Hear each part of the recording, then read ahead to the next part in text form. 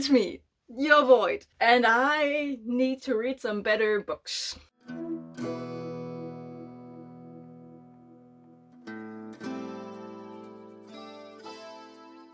If you've been around this year, you will know that I have been reading more than ever before, and you will also know that I only have 3 5-stars, starting at the point of me filming this, which is mid-July-ish. Bear with me. But, it's a big but, I have been blasting through all of my July reading, as expected. If you saw my TBR video, you will know that I wanted to take it down a notch, to just relax until the big readathons hit again in the second half of the year. And I thought to myself, I have so much month left for so little books left on my TBR. And that was the whole plan in the beginning, right? To have some room for some mood reading. And I'm in the mood for finding a good book. So I thought to myself, didn't I make a video about that? I did, a whole 9 months ago. This video has a full-grown baby now. And it was my 5-star prediction video where I gave you 5 books, plus 1, that I thought would be 5 stars. Of these 5 plus 1 books, I have read 1. It was a 5-star, but that leaves another 5 books on that list. So why not try and find out if my 5-star predictions are actually 5-star reads? So let me grab the books. So these are the books that I mentioned in my 5-star prediction vlog. Now, there will be 2 books that I will not be reading in this vlog situation that we have going on. The first one being How to Sell Your Blood and Fall in Love by the Bryn, because this one is actually on my August TBR. Yes, I have my August TBR ready to go. It's a whole thing. I'm good at planning when I have the time to plan. And the other one that I will not be reading is Blood of Empire by Brian McClellan. Now, you might ask yourself, aren't you the biggest fan of Brian McClellan? So why would you put off a Brian McClellan book, given that this has the highest probability of actually being a 5-star read? Well, because Blood of Empire is the 3rd and final book in the 2nd trilogy of the Powder Mage universe. And I read book 1 and 2 of this trilogy for Adventure-Marathon. So my brain is like, we need to do this with poetic justice in mind. You have to read this book for Adventure-Marathon. So I have to wait and pick this up in November earliest, which is when the next round of the Adventure-Marathon will be happening. So yeah, sucks to suck, I guess. So I will be taking these 2 books out. Which leaves me with these 3 books. 2 of which are a sequel, and the last one is a first one in a new series. So I will be attempting in this vlog to read these 3 books. They are all joggers, and hopefully at least one of them turns out to be a 5-star. I have great hopes for Blackheart Ghosts. I have kind of dimmed hopes for The Blinding Knife, because people say this series, which is 5 books long, gets worse with every installment. And I have unknown hopes for Velocity Weapon, because I have no idea what to expect from this. Watch me try to read all of these 3. Actually, let's pick the first one right now. You know what? Fuck it. Let's start with Blackheart Ghosts, because why not? So what is Blackheart Ghosts about? Blackheart Ghosts by Laure is a neon punk fantasy retelling of the Arthurian legend. The setting is hard to describe. It is semi-modern. They do have electricity, but electricity is a very limited resource, so it's kind of expensive, but it's still everywhere all around. The cityscape is very dark-ish, but with a lot of like neon aesthetic things that are glowing in the dark, and like even glowing tattoos are a thing. In the first book we followed 2 timelines, one being of King Arthur, Art, and another character being Red, and in these 2 timelines they do their own thing. Art's timeline follows him becoming king by accident, and then growing into the role and learning what all of that entails, because he was never trying to be king and now he has to be king, and it's like And we follow Red, and Red wants to become a knight because she has a personal vendetta that she wants to fulfill, and in order to get to the person to enact her vengeance, she needs to become a knight so she can get close to that person. And at the end, both of these timelines converge in an epic finale, and the last 100 pages of that form the basis of this, so I can't really give you any plot details on this without spoiling the end of Blackheart Knights. But in this one, we focus, from what I gather from the synopsis, we follow Jarrett. Jarrett was once the champion of art, and then they stopped being champions of art. And we are also going through the fallout of what happened at the end of Blackheart Nights. We also have people with magic in here, and it's very frowned upon, and the synopsis actually hints at like a little revolution thing going on. I also don't know if this is the last book in the series. It's the second book in the series. I don't know if there will be more books after this. I don't know. What I do know is I love the setting, I love the characters, and the whole story of Blackheart Nights was amazing, so I'm having high hopes for Blackheart Ghosts. I am 103 episodes into Blackheart Ghosts by Laure, and I have to say, so far, like, it's like quarter. It's not a lot. There is still a lot to go. But so far, this is incredibly disappointing compared to the first book. Right now, it's just boring because we keep up the style of the first book where you have two timelines and both of them are set in the past and they are clearly working towards each other. So by the end of the book, they are joining in the present, I guess. One of them is actually interesting because that is the perspective of Will, which follows the events right after what happened at the end of the first book. I can't tell you what that is, but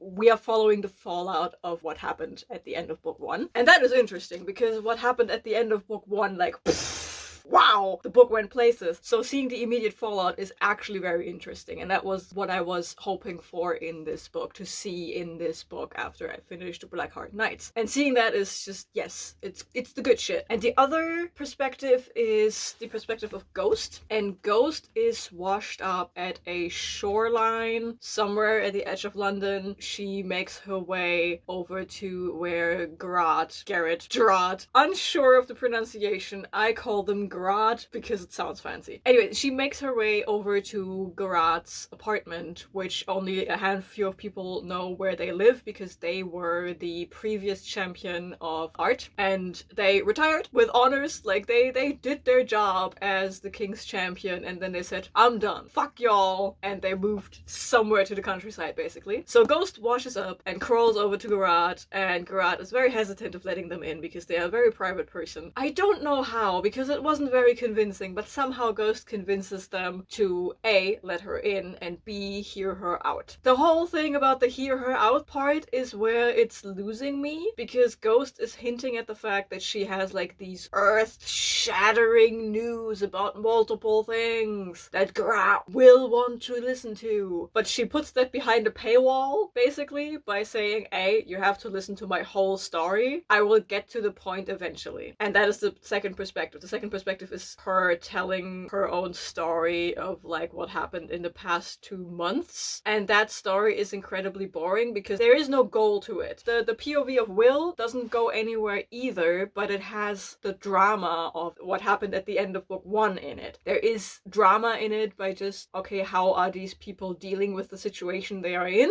And how are they going to dig themselves out of that hole? So that is interesting. Ghost's perspective, on the other hand, is incredibly boring because A, we don't know who Ghost is. She is not a character in the first book, as far as I'm aware. She's a new character. And yes, she presents herself as the sister of Finavere, which is a prominent character in book one, and she's trying to find her sister. But somehow, in her perspective, that does not take precedence. She's running around telling people, I'm trying to find my sister, I'm trying to find my sister, I'm trying to find my sister. But she's only telling that to people and she's not doing anything to find her sister. She's not even herself thinking about finding her sister. All she does is tell people, I'm here to find my sister. And that is basically all she does. She tells people one thing, but then doesn't deliver on it. But you also don't get another thing in her head. Like, she's not presenting you her actual plan, which makes her perspective incredibly boring, which it shouldn't be. The story has potential.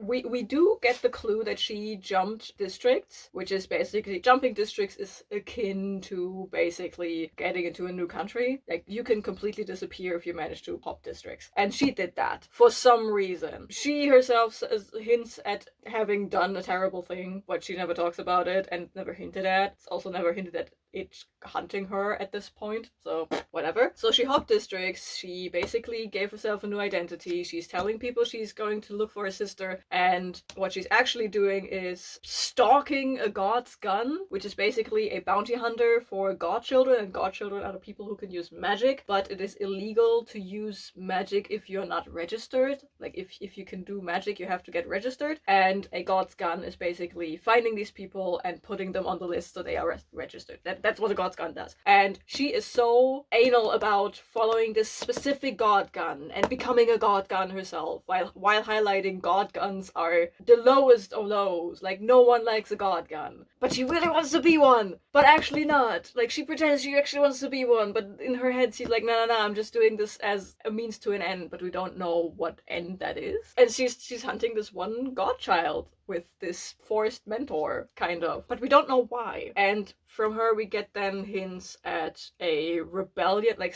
apparently someone is running around killing godchildren, and some godchildren are banding together to start a revolution of some sort, I guess. So far, her perspective is incredibly boring. And the problem is, her perspective is more than 50% of the book so far. From these 100 pages I have read, it's easily 70-30 between her and Will, and I'm only interested in Will's perspective. So that makes reading this book incredibly exhausting, kind of. Not quite exhausting, but it is tedious. It is very tedious to read this book at the moment. I hope this goes anywhere. I have seen in reviews a lot of people are upset about this dual timeline thing because it doesn't go anywhere. Maybe we should have just focused on Will to get there. Right now, this is definitely not a 5-star read, but again, I'm only a quarter into it, and I hope it gets better because the setting is just so good. I need this to be good, please. In order to escape the boredom that Blackheart Ghosts turned out to be, I always wanted to call it Blackheart Nights. I need to stop that. Because it is so boring, I decided to pick up another book. Given that I only have 2 other options on the list of the 5-star predictions thing, I went with Velocity Weapon by Megan E. O'Keefe, because this is a sci-fi thing and not another high fantasy thing, which The Blinding Knife would be. So I was like, maybe don't mix stars in the same genre, so I went for the sci-fi option I had. And this is the only option on my 5-star prediction list that is not a sequel. This is actually the kickoff to a new series called The Protectorate. And I was supposed to update you at the 100-page mark. That was 100 pages ago. That's just how good this book is. This book is It is everything I want so far. In Velocity Weapon, as far as I was aware, we follow a soldier. She was fighting in a war for her own planet, and then something happened, and she was encased in like a security system, like an evac thing, but instead of evacuating her into space, it like encased her in some weird foam and preserved her. These things were only meant to hold for so long. Like, you get encased, and then once the battle is over, a medevac comes, picks you up, and you get pulled out. I don't know. Hers seemed to have malfunctioned, and the war also went on not longer than expected. I will get to that in a second, but she has been in her pod for 230 years, and when she wakes up, she's on an enemy ship, and the ship is like, yeah, bitch, the war is over, man. That is just a blurb. But actually reading about it is so hilarious. It hits you in a very real kind of way. Like, yes, this is somewhere in outer space. This isn't even close to Earth. Apparently we managed to destroy Earth. Duh, who would have thunken? But this book is very down to Earth, even without Earth being present. The first sentence had me screaming. The chapter titles alone are hilarious. But the first line, the very first line of the book is, the first thing Sunda did after being resuscitated was vomit all over herself. It gets better. The second thing she did was to vomit all over again. Her body shook, trembling with the remembered deceleration of a gunship breaking apart around her, stomach roiling as the preservation foam had encased her, shoved itself down her throat and nose and any other ready orifice. Her teeth jarred together, her fingers fumbled with temporary palsy against the foam stuck to her face. Dios, she hoped the shaking was temporary. They told you this kind of thing happened in training, that the trembling would subside and the explosive evacuation cease. But it was a whole hell of a lot different to be shaking yourself senseless while emptying every drop of liquid from your body than to be looking at a cartoonish diagram with friendly letters claiming mild gastrointestinal discomfort. Those were the first 2 paragraphs, and that is the entire vibe of the book. And I'm so here for it! Turns out we are not only following Sunda, the soldier that was accidentally yeeted into the future 230 years. Yes, she wakes up in the pod 230 years in the future. Yes, Bero, the ship, it is very, Bero is very grumpy and sassy, and I love him. I would die for Bero. Bero is amazing. So we have these 2 characters trying to figure out what the fuck happened. But that's not all. We also have the perspective of people 230 years in the past who go through this war. Namely, we follow Sanda's brother, who is just about to graduate into a governmental position, and then he does a little oopsie, and then poof, he's suddenly like in the government instead of like assisting some politicians for a couple of decades before rising in the ranks. Like, he is instantly catapulted into a position he doesn't want to be in because he did an oopsie, and now he is like the face to the people during a war, and he just graduated school for that, so it's a whole mess. So, and his story is very much a political one. We see the political schemings during this war, how they plan to deal with what is going on. We see the war start and escalate to the point where then shit happens that now Sanda has to live with 230 years in the future. She has not seen any of this happen. She was part of the first attack, and she was immediately encased and forgotten about. She barely remembers the first attack happened and has no idea how the war actually played out and what happened. She just wakes up and sees the consequences of all of those actions from 230 years ago. And Bero is doing his best to like explain shit to her, but they also have kind of a time crunch because the way they travel from solar system to solar system is via a gate, and the gate has been destroyed during the war. So now going from A to B takes very, very long, and you need to do gravity slingshot moves. If you don't know what a gravity slingshot is, it is basically using the gravitational forces of a planet, a moon, or in this case, a sun, to basically speed yourself up. It's like when you have, it's not discus, it's the hammer throwers. It's like you turn and turn and turn, and you build momentum, and then at one point you let go and yeet yourself into the next solar system in this case. And the optimal time frame to do this gravitation slingshot maneuver for Barrow is closing. And without this, Sanda will not make it to the nearest solar system. With the slingshot movement and maximum speed for Barrow, it will take her 75 years to get to civilization, or to get to a point where both of them hope that there is still civilization. So they are a bit in a time crunch, and they have to scavenge some parts from the battlefield in order to make sure that they can repair Barrow on the road, basically, if shit happens, because remember, he's a 230-year-old ship at this point. He was also not meant to survive this long. So they're kind of scrambling. The side of Sanda and Bero is amazing because Sanda and Bero are amazing characters, and the political scheming side of things is so good because there is actual political scheming going on, not like in Blackheart Ghosts. Ugh, more than in a second. And Biran, Sanda's brother, is also just a kind of cool guy. Like, he was just like, he was just a boy, and he had dreams and hopes and aspirations, and then shit happens, and now he's like, what the fuck am I doing? He's doing a good job for someone who has no idea what they're doing. But oh my god.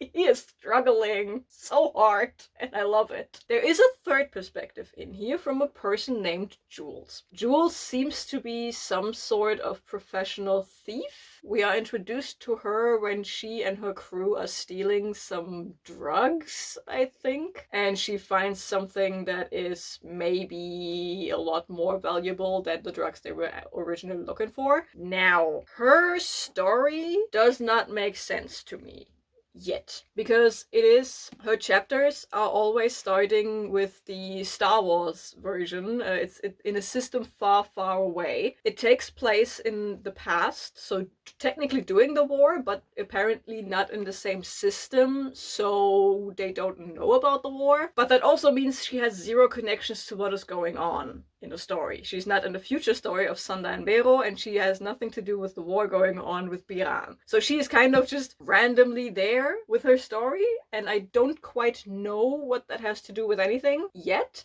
There have been seeds that point into a certain direction, but they are very weak and few and far between. I have to say she is my least favorite perspective, because I also don't like her. She's headstrong in the, not in the strong female character, but in the strong female character kind of way, you know? Like the headstrong, annoying kind of way.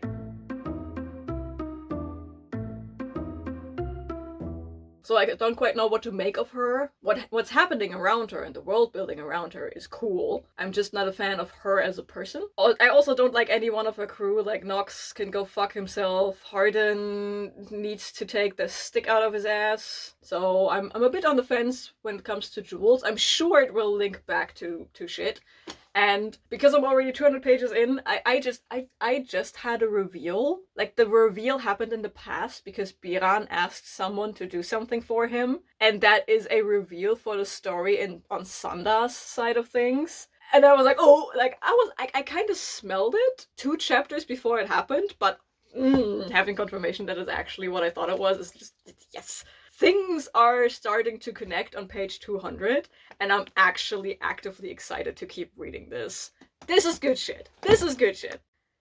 Now, I just said that I have to talk about Blackheart Ghosts, and this is this. We are going to talk about Blackheart Ghosts by Laure. This is not tea, this is coffee, because I need strong nerves for this, but it might as well be tea because I have to spill some. I am incredibly angry and actually disappointed in Blackheart Ghosts by Laure. I seem very calm right now, but be assured inside of me there is a fire burning with the power of about 3 different neutron stars that are about to collide. That is how furious I am at this book. Why am I so furious at this book? Well, because it is an utter disgrace to Blackheart Nights. Blackheart Nights was amazing. I loved everything about Blackheart Nights. The characters were interesting, the dynamics of the characters were so good, the world building to die for, the story and the plot intriguing, gripping until the very last page. And all of that went out the window into the sewer system and drowned in a pile of shit for Blackheart Ghosts. This book is so bad and such a disjointed mess that I am actively doubting it was written by the same person as Blackheart Nights. I don't know if there was a ghostwriter involved in the making of this, but this book feels like it has been written by a different person. The characters are bullshit. The new ones and the old ones. All of them are flat pieces of bullshit. Plot? Hardly know her. And an ending? Nah, we don't need one. The world building? Forgotten about. Those are just the big things. The small things, like the writing itself. It sounds pretentious, like fuck, all of a sudden, and it just doesn't make sense. The quality went down so hard. I am literally struggling to put my thoughts into words that make sense. Because nothing about this makes sense. I'm just going to spitball things that I didn't like about this, and I hope that it makes sense for anyone. If it doesn't, I'm sorry, but this is how it is. First and foremost, the one thing that really fucking bugged me is the fact that everything is about sex now. Which is fine when I'm reading a smutty romance, but this is a high fantasy, high stakes political action adventure. Or at least it was supposed to be. But no, everything is about sex. All that these characters do is think about sex, how to get sex, how to have sex with the person they want to have sex right now, or how they are depraved of sex. And when you have a scene in there, it is a fade to black. It is a veil across your eyes. It's not even explicit good smut. It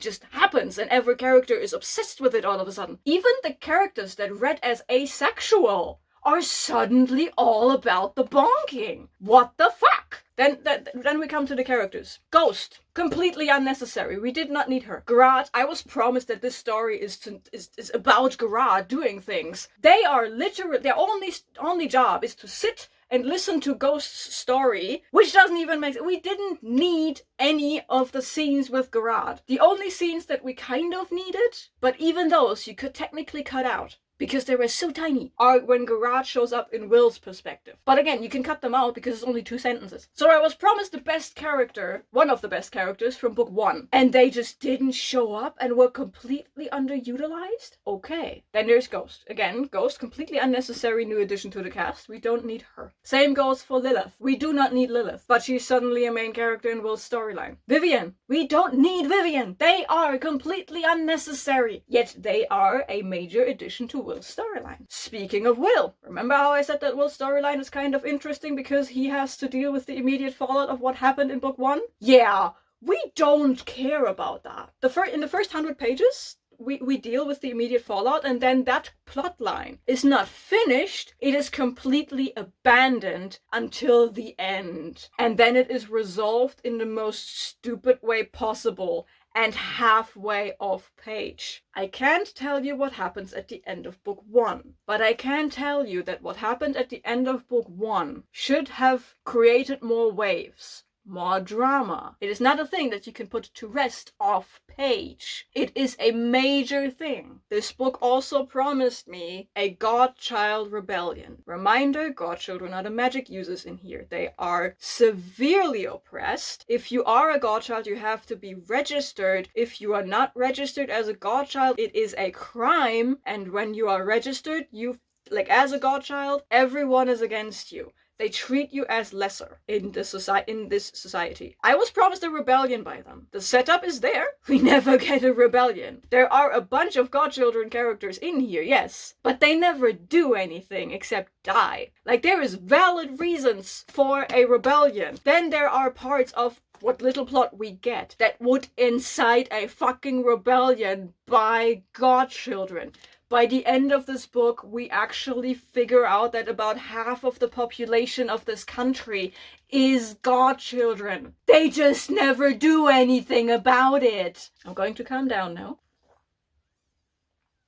This book is crap. This book is crap. Period. It's crap. You know what this book should have been? Dual POV, both in the present, one about Will, the other about Gerard, and how they deal with the fallout of what happened at the end of book 1. Because both of these characters are very different, just as people. They are very different people, but they live in the same area. They both actually did the same thing. Gerard was the champion of the king, then they retired. They were the one who trained Will, and now Will is the champion of the king. Their relationship with each other is a very interesting and complex one, because Will is a godchild and Gerard has a personal bias against godchildren. So there are a lot of very conflicting feelings going on. They both love their king dearly for very different reasons. They both deal with situations in very different ways. Will's godchild power, for example. He can create illusions, and he is the child of the man who did a switcheroo thing with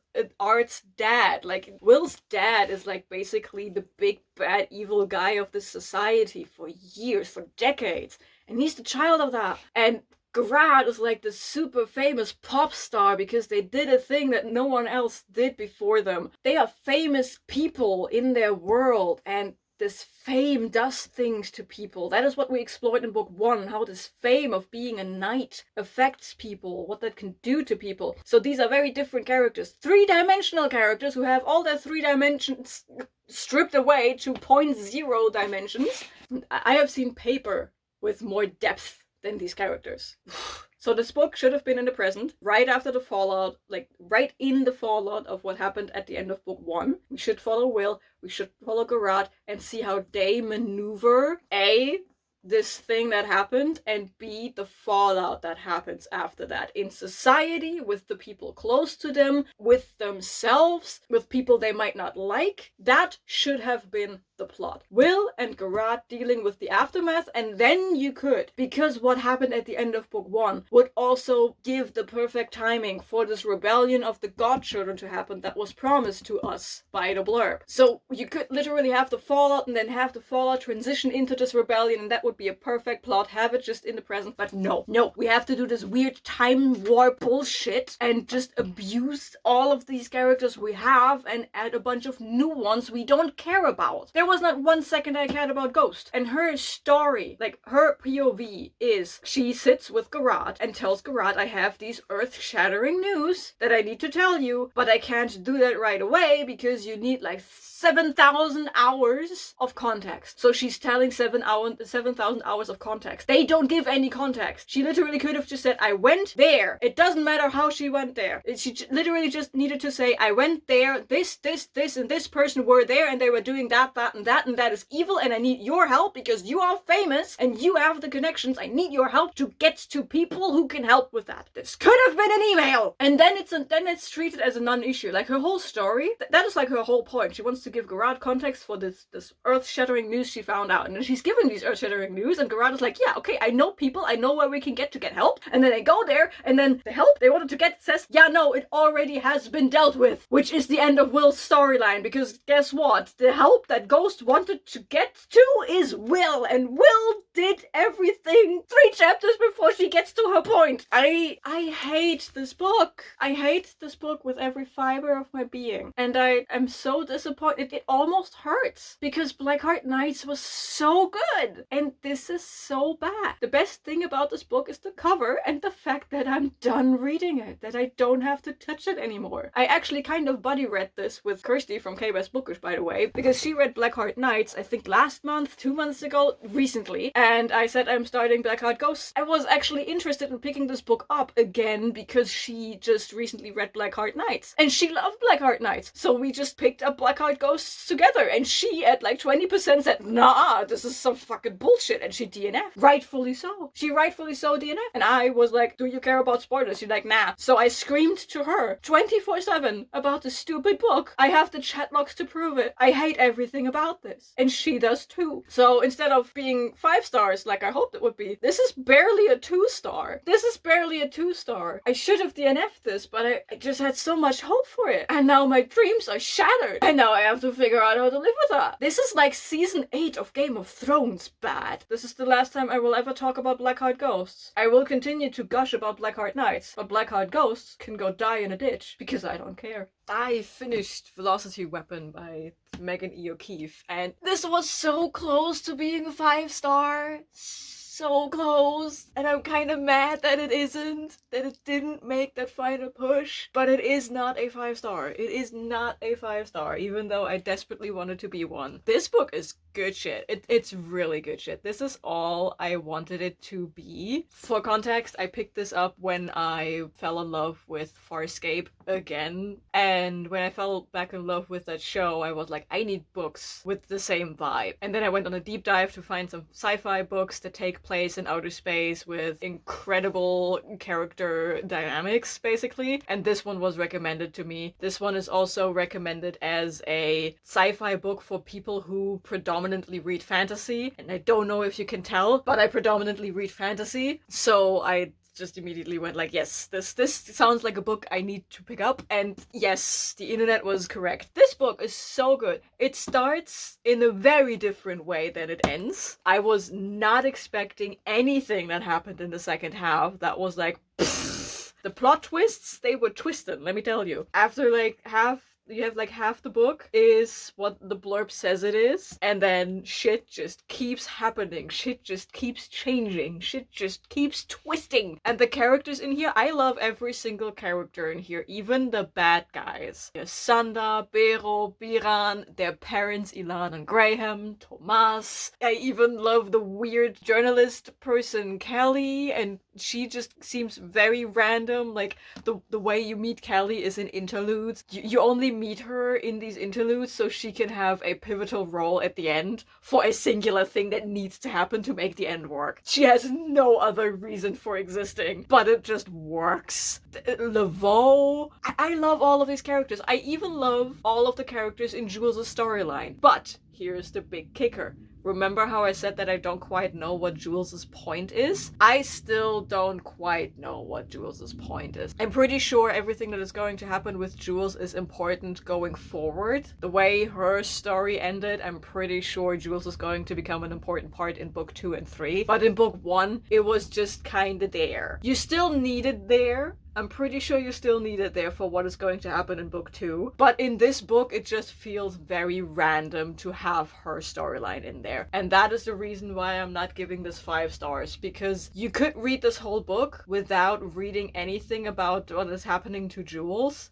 and the book would still make sense. Because the plot is very much just following Sanda and Biran, and what happens around Bero as a ship, and this war between Ada Prime and Acarion. That is that is the plot of this book. And then you have just this random lady on a random planet doing random thievery that has nothing to do with anything that you are reading about. That is the 0.5 stars that I have to take away, because it just seems too random and it doesn't make any sense, and it is a part of the story that you have to read the other books for to understand, and I don't like when books give me something like that necessarily. Still, I liked all the characters in Jules' story. Nox, I really hope we see Nox again, because that man is the worst in the best possible way. We get like 5 seconds with him. He has zero characterization beyond like 2 lines, but oh my god, I love him. I need more of Nox. But yeah, I loved everything that is this book. And I need to know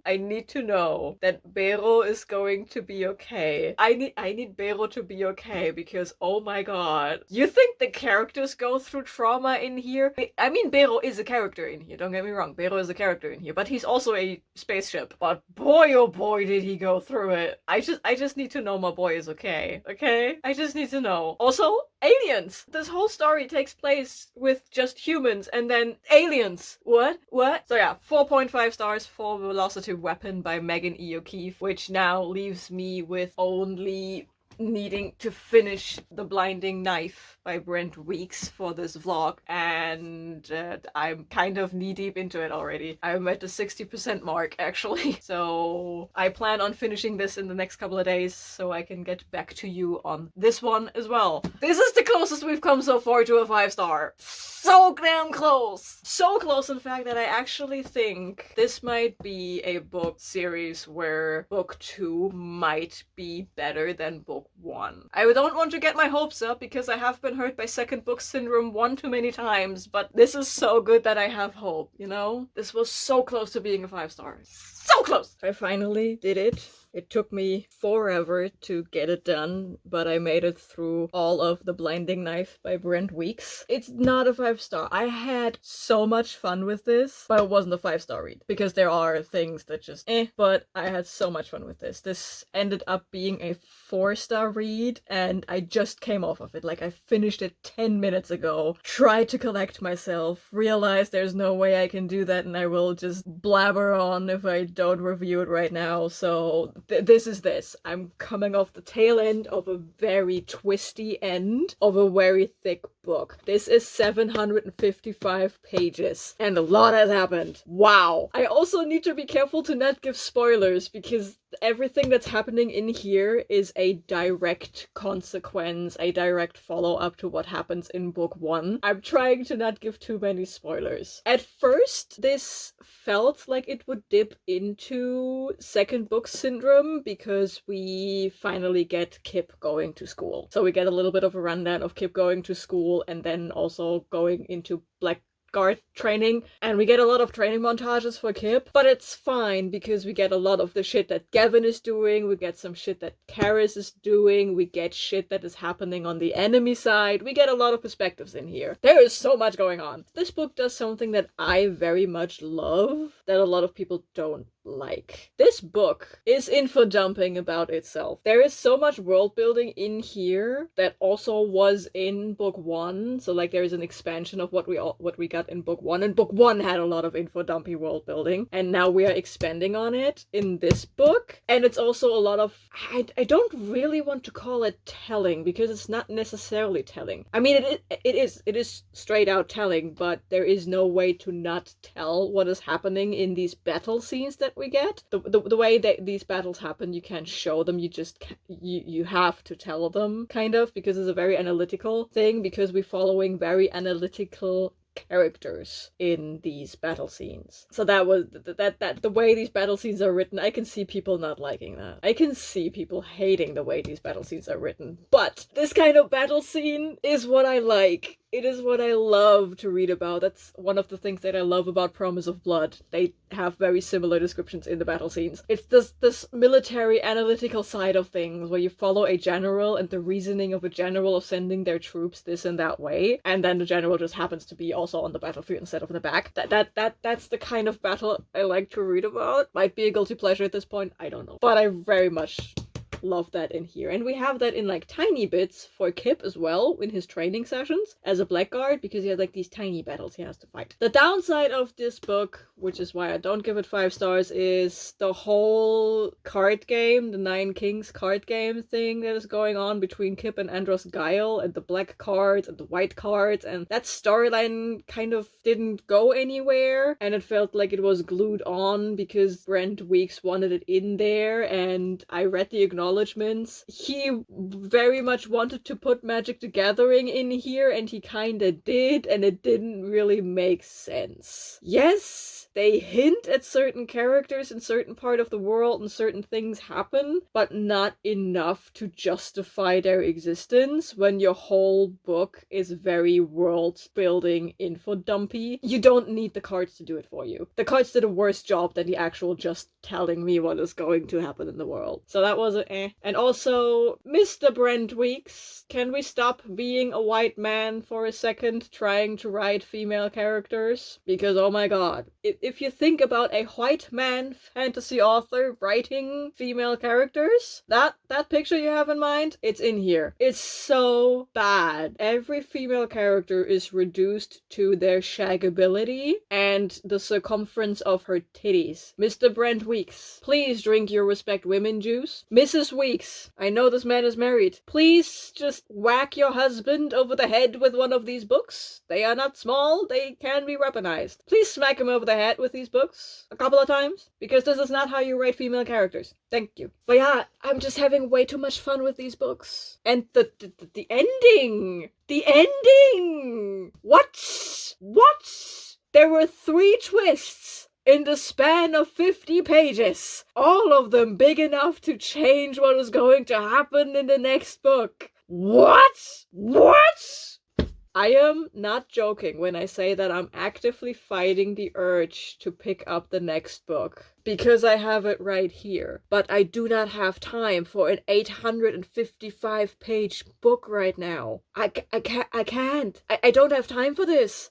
But I really want to. Also, if anyone has book 4 with this kind of cover format, please give me, because apparently it's out of print and the new covers are fucking ugly and scream I am made with AI. I don't want the new covers. The new covers are ugly. I want these covers. But book 4 is apparently already out of print, and book 5 is like 20-25 bucks just to get this cover. So if anyone has spare copies, you don't want them, tell me, because I have a mighty need. And this brings us to the end of this here reading vlog, where I try to find a 5-star within my 5-star predictions. To recap, I have read Blackheart Ghosts, and I wish I never did. Definitely not a 5-star. I believe this was a 2-star, and that was generous of me. Then we had the highest ranking one in this vlog, Velocity Weapon by Megan E. O'Keefe, with a 4.5 stars. This was so close to being a 5-star, but I loved it anyway, and I will definitely continue with the series because yes, this is the good shit. And then, just like I just talked about, I finished The Blinding Knife by Brent Weeks, which got a whopping 4-star. Again, I was entertained to the limits, and I will continue the series. This is still so much fun for me to read. Yes. I also, in the meantime, read How to Sell Your Blood and Fall in Love. If you want to hear my thoughts about this, check out my August wrap-up. Should be up here, I think. Check out that one for my thoughts on this one. This was not a 5-star read. That's all I'm going to say about this. If you want to hear more thoughts, the wrap-up is here. So, sadly, no new 5-star. Even though all of these were 5-star predictions, we came close with a couple of these, and we had a whopping disappointment. Now I have read all of my 5-star predictions. I already put out a video where I put down new 5-star predictions. Check that out if you are interested in that. This is it. This was my hunt for a 5-star prediction, which didn't go so well. I'm gonna find them eventually. But yeah, if you made it this far into the video, let me know if you read any of these books, what you thought of them, if you read them. If you don't want to talk to me for whatever reason, I mean, you do you, leave a star emoji down in the comments. Whatever star you fancy, just leave one of the star emojis down in the comments below, and I guess I will see you in the next video. Bye!